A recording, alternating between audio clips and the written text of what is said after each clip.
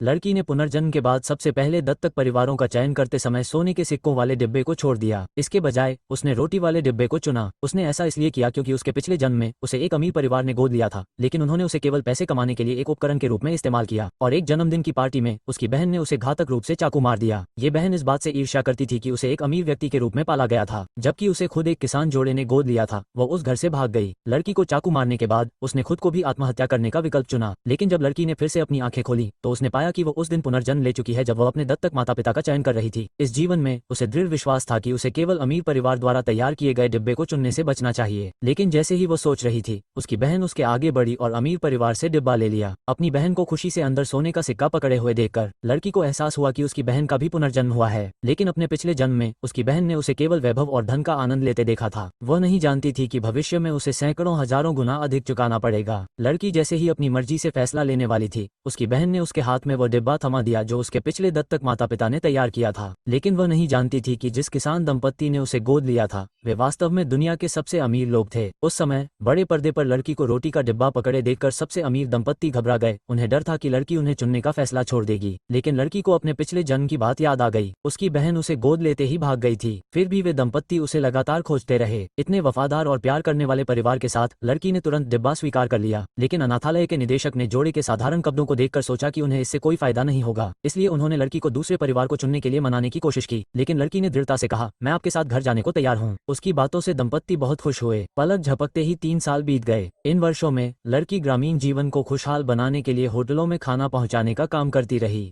जबकि उसकी बहन एक अमीर जीवन जी रही थी। लेकिन एक दिन लड़की को एक होटल में सब्जी पहुंचाते देखकर उसने उसका मजाक उड़ाने का मौका ढूंढा। इसलिए अमीर परिवार द्वारा आयोजित एक चैरिटी भोज में उसने एक कर्मचारी से लड़की को फोन करवाया और उसे वहां खाना पहुंचाने के लिए कहा। अनजान लड़की भोज हॉल में चली गई और देखते ही देखते भीड़ में हंसी का पात्र बन गई। उसकी बहन ने न केवल नकली जेड पेंडेंट पहनने के लिए उसका मजाक उड़ाया, बल्कि उसे बर्फ के साथ दर्जनों बोतल शराब भी पिलाई। तभी सबसे अमीर परिवार के 2 बेटे अंदर आए और उसे रोक लिया। सभी को गोली मार दी गई।